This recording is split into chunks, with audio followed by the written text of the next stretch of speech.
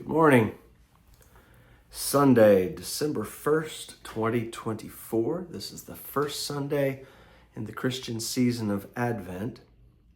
The way that the Christian church has historically kept time is that Advent is the beginning of the church calendar. So Happy New Year. Christmas is an interesting time in the United States, in the Western way of doing things. Christmas is a time of negotiations. Who's going to go where and when? And the real questions are for how long and with whom?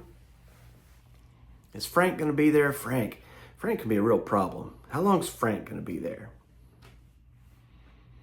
When the kids are little, the negotiations are about when they can open which presents. Please, oh please, oh please, just let me open one tonight, please.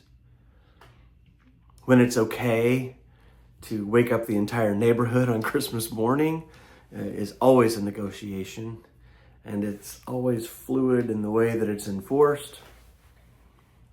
Most parents know what it's like to open an eye at 6 a.m. and have an excited child standing by the bed just waiting and waiting and waiting and waiting for the kid to go open presents. We negotiate into adulthood too. If I eat just 3 more cookies, we negotiate with ourselves and our spouses. If I put that gift on this credit card, then we can have it paid off by baseball season. Just 1 more cookie. It's sort of a negotiation that started the whole thing. Isaiah is talking about it in the text that I've copied into the video description. It's the kind of thing that the prophet Isaiah was talking about. People have made a colossal mess of things, and their righteousness, that is their relationship with the things that matter, their relationship with God, their relationship with their neighbor, their relationships with themselves and their souls. Their righteousness is as filthy rags, the prophet says. Moral equivocation. That's the negotiation we have with our spirit and our soul and our morality. Moral equivocation. They negotiated with themselves right into all kinds of problems. And now the people of God have been hauled off to exile in Babylon. Consequences of their decisions. And the prophet says that God needs to tear open the heavens and come down. It's sort of a tone like, you just wait till your father gets home, young man. And every time since then, the people of God have been hoping that God would come down from heaven, just tear open a hole and set things right. A branch of the Christmas tree was sticking out in such a way that it obstructed the ability to walk through the middle of the room, and if someone bumped it, it might topple the tree or knock off an ornament. So Steve thought that if he could just move the tree back, everything would be okay. So he flopped down and he crawled up underneath, and he took a hold of the trunk of the tree and he slid it inch by inch across the carpet. And everything was going fine until the trunk that was in his hand began to tilt, and the edge of the base started to bend a little bit, and he knew it was too late, and the whole tree went over with a tremendous crash. Glass broke, limbs cracked, landed right on top of Steve, and he crawled out from under it, and there were glass balls, ornaments broken everywhere, and there was a big puddle of water on the carpet and pine needles all over the floor. The angel had been flung across the room and had landed upside down in a chair. In an effort to keep a mess from happening, he'd made a mess bigger than his capacity to clean it up.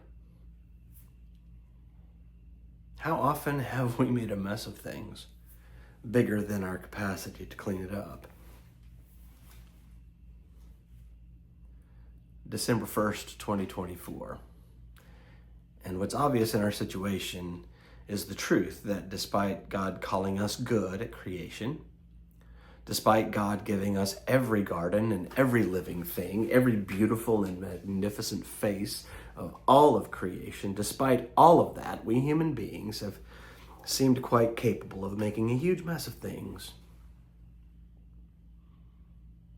At what point do we throw up our hands and say we need help? I mean, look at all the scattered pine needles, the shattered glass of the human condition. No matter how hard we try, we can't seem to keep peace with each other. We have wars breaking out. We get a ceasefire here and a new war there. The gulf distance between the very rich and the desperately poor is wider and deeper. We're having a very difficult time protecting our planet and ourselves from climate change. Our culture is gutted with violence and drugs and cynicism, negativity, stoked by anger, by those who profit from the disgruntled.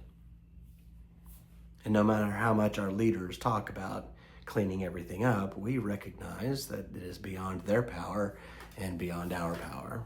We need help. And it might take something big to make things right in the world. It's going to take the power of God, maybe, intervening, ripping a hole in the heavens, as the prophet said. And it's not just our public situation, it is also our personal lives. We've made a mess there too. Our relationships are broken. We've failed to cultivate the kind of relationships that matter. Things between us and our parents, or our children, or grandchildren, or our siblings, or our spouses. Difficulty at work, among coworkers, or our boss, next door neighbors. Sometimes things get strained to the breaking point. An awful lot of us have suffered embarrassing professional failures or financial failures. Most of us, if we're honest, have come to that place, standing there, looking at all the broken things around us, recognizing we've made a colossal mess of things, knowing in an instant that it might well be beyond our capacity to clean it up. Something external has come, a storm has come, a spouse has died. Oh, that you would just tear open the heavens and come down, oh God. And that's the sentiment, that's the reality of the of the narrative in the story of Advent, of Christmas, the season of Advent, the time of year that things come to a culmination and we long for, pray for the coming of light and warmth and healing and restoration and hope and all those good things. And on the first Sunday of Advent, we turn our eyes to the heavens and we dare to hope that God might have an intervening word. It's interesting, in the ancient Greek culture, they used to have the theater, and there was this literary device in drama, deus ex machina, the God that comes from the machine. When a crisis in the drama gets too complicated for the characters to solve it, the playwright would have an actor play God, and the God would be lowered onto the stage with this contraption of ropes and pulleys, and the God would set everything right in the moral world and solve all the problems and rescue all the characters from certain doom. God from the machine is a very handy device when an author comes to this plot point and can't work the characters out of a difficult situation. It's the external coming in and saving the situation. You know, the poor family suddenly strikes oil on the homestead, or the cavalry comes charging up over the hill just at the right moment, or Superman swoops down out of the sky. The Christmas tree farmer inherits a fortune from a long-lost relative, and the dollar amount of the inheritance, it matches exactly to the penny what he owes the bank to save the farm from foreclosure. Every Hallmark movie uses this plot point. George Bernard Shaw, author, said that it's much more realistic to leave the characters to, quote, wither in their own bonds. But for some reason, God has chosen not to do that. Situations in our lives that are true have this ability to recognize and acknowledge our inability to get ourselves out of the mess that we've gotten into. Acknowledge our selfishness, our brokenness, our sin. But they also, at moments like this, need to have a capacity of understanding from whence our salvation comes, how it comes, in what form, in what method, and to what end. It's one thing to recognize a broken situation, but it's another to recognize the kind of cleaning up that needs to take place. We need to recognize, is there anybody watching this that has never needed help? Is anyone who's never messed things up?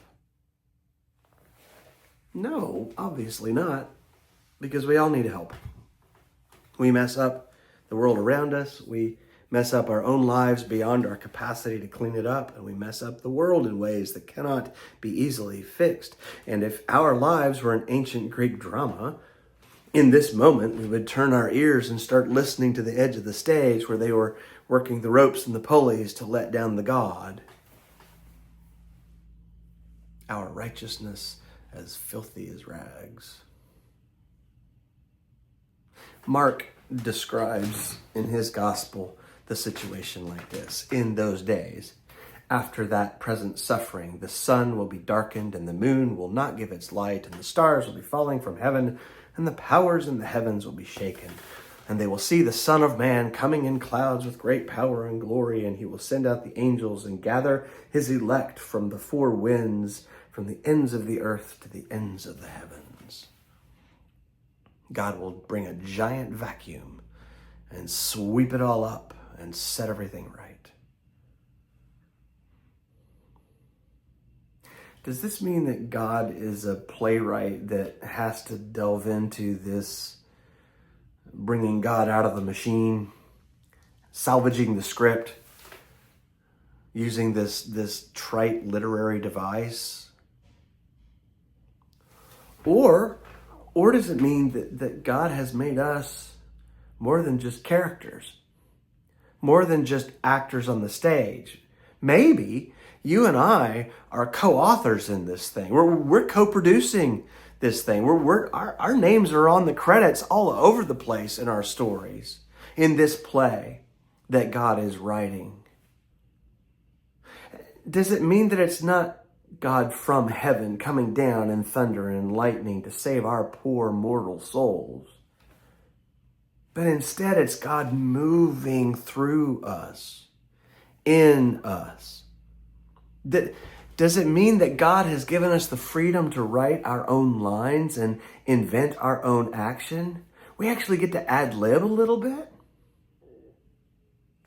After all, this story in the Gospels that we're going to be reading over the next 4 weeks before Christmas, this story doesn't show God coming down with a sword and a lightning bolt or a giant vacuum cleaner from the heavens. God is coming as a baby, a fellow actor on the stage. God comes as one who has a life yet to live. It's not God from a machine. It's not God from the external swooping in and saving the day. It's God in and through and around us. That's terribly different than what we expect. After having our own way all these years, we discovered that the plot of the drama has gotten terribly twisted, and there seems no way out of this present mess that we've made of things. And we kind of feel like handing the script back to the playwright and saying, look, fix it. I've done everything that I can do. I can't do another thing to this. Please. And that's when we see God shed a tear and confess, there's really no easy way to fix this. It might take a miracle.